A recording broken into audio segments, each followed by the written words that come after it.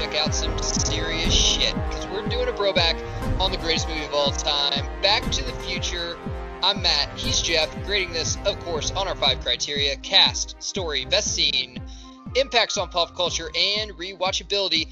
So, let's go to the mayor himself, Jeff Hornacek, for the cast for the first 1985 Back to the Future. Well, Matt, this movie generates roughly 1.21 gigawatts of excitement every time I watch it. For cast, I gotta go Eric Stoltz as Marty McFly. He was awesome.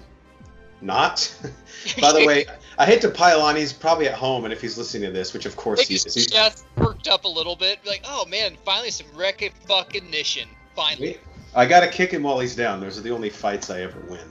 I mean, it's just iconic that obviously Michael J. Fox in the role as Marty and Christopher Lloyd in the role as Emmett Brown. But one guy that I want to talk about, who I just absolutely love in this, is Thomas F. Wilson as Biff. Like, there's not enough superlatives to describe how awesome Michael J. Fox and Christopher Lloyd are in this, but Thomas F. Wilson is not only one of my favorite movie bullies of all time, but I think really set the template for how bullies would be played in like the next 20 years of movies. As far as like having a little bit of comedic element to it, but he's a huge part of the plot, and he just connects on every single level and then shows a little bit of range, albeit in a brief scene at the end where he's now working for George McFly. I mean, that scene works great too. So obviously this movie is iconic because everyone works really well, but that's one of the more subtle performances that I always love to go back and revisit. So when you think of the male version of America's Sweetheart back in the 80s, it's got to be Michael J. Fox. Alex B. Keaton off Family Ties goes right into film, doesn't miss a step, becomes a huge fucking film actor with this series franchise. Michael J. Fox did a fantastic job. Christopher Lloyd as Doc, I think, is the most iconic role in this, period. I don't think there's really any discussion over that. He is so great in this. And I think, I'm trying to think, the character you take out of this movie and it doesn't make it as great. Biff, you have a great argument for that. I think Doc is right up there with him. Those are the two characters I don't think you could take out of this movie because they just have so many one-liners and so many memes that we still use today. And finally, I'm just going to say Leah Thompson as the beautiful girl next door. And just her acting range in this, which I don't think is very well talked about, how she plays like a cute, innocent, kind of sexually intrigued high school girl, but then also the overprotected mom, and then at the very end, the cool mom. That's basically playing 3 roles in a span of about an hour and a half movie, and she does that fantastic. So does the rest of the cast. But this cast is bulletproof, man. Everybody does a fucking Christian Glover does a fantastic job as well as Marty McFly. But man, you can't get any better than this cast. That's why it's a perfect movie. And this cast makes the movie for sure. This is probably the most normal character that Crispin Glover has ever played in his life. And it makes me just wish, like, man, I wish we could have gotten more roles of him like this. But he's always going to be the guy from Charlie's Angel who smelled chicks' hair. So a perfect movie has to have a cast, has to be acted well, but also has to have a great story. So, Jeff, take it away with the story. So at face value, you might look at this story and be like, oh, it's like a science fiction time travel movie. And that is certainly like the key plot device, and the MacGuffin is Marty trying to get back to 1985. But Matt, and check out our movie commentary that we did on this that'll be dropping in the next couple days. But the reason you and I love this story so much is at its core, it asks a question that is just so much fun to talk about. And it's, if you went back in time and met your parents in high school, what would that be like? Would you like them? Would they frustrate you? Like, it's something we've always wondered. And it's such a cool dynamic. And to my knowledge, one that we hadn't seen on film yet when this happened. And you couple that with the relationship between Doc and Marty and him trying to get his parents together. And it just has all the elements of making you feel good, being a great conversation piece for decades later, and then having the perfect injection of comedy at the right spots to where it can be taken like seriously, but also has the levity in the spots where you need it to be an enjoyable film. So I think the story is just absolutely perfect. So you talked about the story of the movie. I want to talk about the story where it relates to the audience. And actually, I don't think in 3-4 years of us doing this podcast, I don't think I've ever had a problem where my story actually kind of runs into our impacts on pop culture. But as an audience watching this, the story is so awesome because it brings up another question on what it'd be like if we met so say you're, like I'm 30 and my parents were in high school around, I think, 78, 79. What would that be like? But then also you can use this for any other time frame. This story doesn't, like a story in the medieval times only works in the medieval times. You can't be like, wonder what that story would be like in the Wild West. No, it's different. It's the medieval times. But you could use the story. You could go from 2016 to 1988. You can go from like 1920 to 1970. You can use this story in anything you want because our cultures change so rapidly in 30 years that this movie could have been about any fucking year it wanted to, and it would have been an awesome movie, which you can't say that about every fucking movie, but this one you can. And it brings up the question like, man, should they make more of these? Should they reboot this and do this to the current age? But this story is timeless. It is beautiful, and it's not science fiction at all. It's just like Star Wars. It doesn't come over too science fiction-y, and that's why people love it. Yeah, absolutely. Okay, right into best scene. I'm going to take this first because I think I know your best scene since we have done a movie commentary on this, as you said, so get ready for that. And my best scene is, once again, man, the first scene, which has got to set a theme. And you know, I fucking love songs that were written for movies. And it doesn't get much better than Huey Lewis and The Power of Love.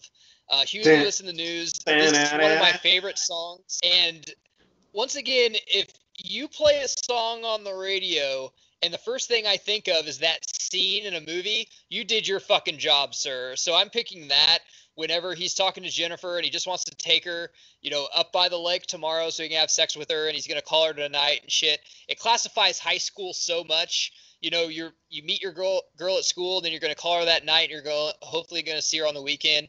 And that song captivates this movie so fucking well. Every time you hear it, you think one of the greatest movies ever, Back to the Future. I would think the only thing comparable is maybe Celine Dion's song, except this song doesn't suck. So that's my fucking best scene. Huey Lewis, Power of Love, first scene. What about you?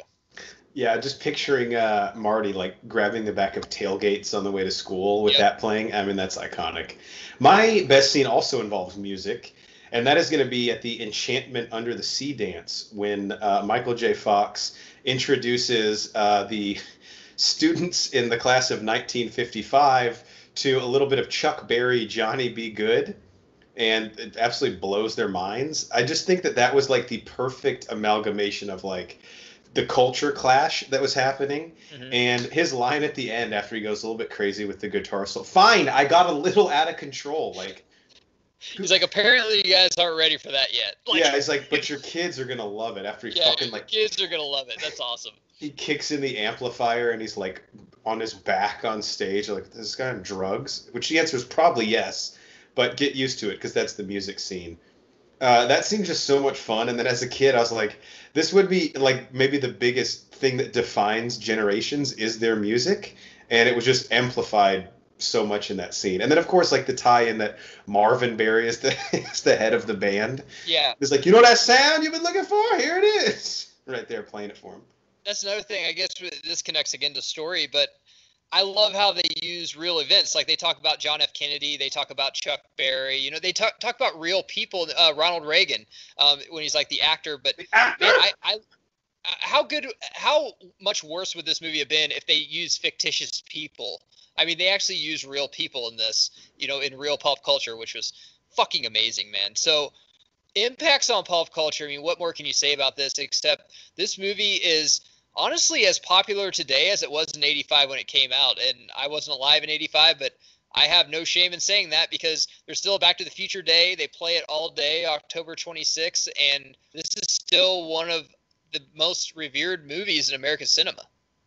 Yeah, and to be honest, I mean, obviously people have issues with the sequels. I like them to varying degrees. This is, no joke, I've said on the podcast, probably my favorite movie of all time. And I don't really hear much criticism of it. Like, even the most famous movies, like, even people have gripes with, like, The Godfather and stuff. Yeah. It's hard to get somebody to say something bad about the original Back to the Future.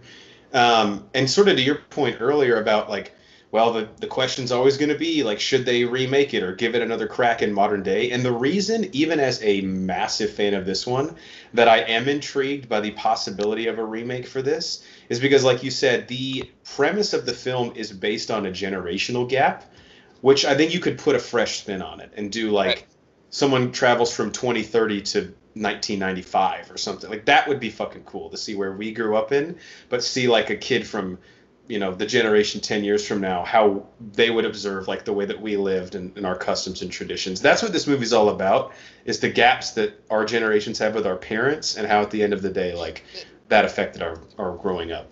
And it's funny you bring up The Godfather. Man, you can't, on a Friday night when you want to drink beer and eat pizza, you're not watching The Godfather. You're watching this. This is a more poppy movie. You can have this movie on in the background when you're having a house party or something like that. This is just a fun fucking movie. But unlike some other fun movies that are kind of stupid and insult your intelligence, this movie makes you think. Mm-hmm. It is actually a very intelligent movie, which is hard to say about fun movies, really. So rewatchability, I mean, every time this movie is on, I fucking watch it. Every time it's on, I'll call my wife, we'll stop and watch it. If I'm about to leave, I'll watch one of the scenes. And you can pick up in any part of this movie and watch it till the end, because every scene's fucking great. There's no dull in it. I mean, it's a perfect movie. I'd rewatch this, I don't know how, I don't want to say Banner like 20 times a year, but I will rewatch this as many times as I can a year, for sure.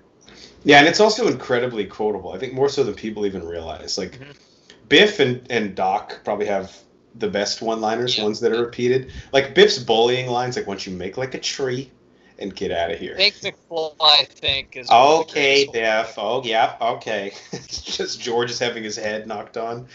It's just, I mean, again, it's a movie where, to your point, I can't remember a time that I was, like, flipping channels and this was on TV and I was like, nah, I'm going to keep going. Yeah. Like, you stop and sit down and watch it. And as all of our collections have sort of gotten digital in the streaming age, it's one of the few DVDs of mine that I've kept because I just want to be able to throw it on anytime I can. And another thing, before we let people go, this is a movie that, like, if you go back and do research on the making of it, there wasn't turmoil and it wasn't like an issue getting made, but there's a lot of really interesting things that happened, including Michael J. Fox, like them filming a third of the movie with a different actor as Marty before he was brought in. So as far as like a movie that keeps giving us something as the years go on, there's just so much here that this movie has to offer. And we touched on a lot of that in our commentary, but that's it. That's the best movie ever. Fight us, comment, subscribe. iTunes, YouTube, Anchor, we're on all those. Website, Bro4Squad.com, where you can find everything that we do. At Twitter, at Bro4Squad. We're on Letterboxd, and, well, that's our review. We're done. So why don't you make like a tree and get out of here. The Libyans! Or Libyans.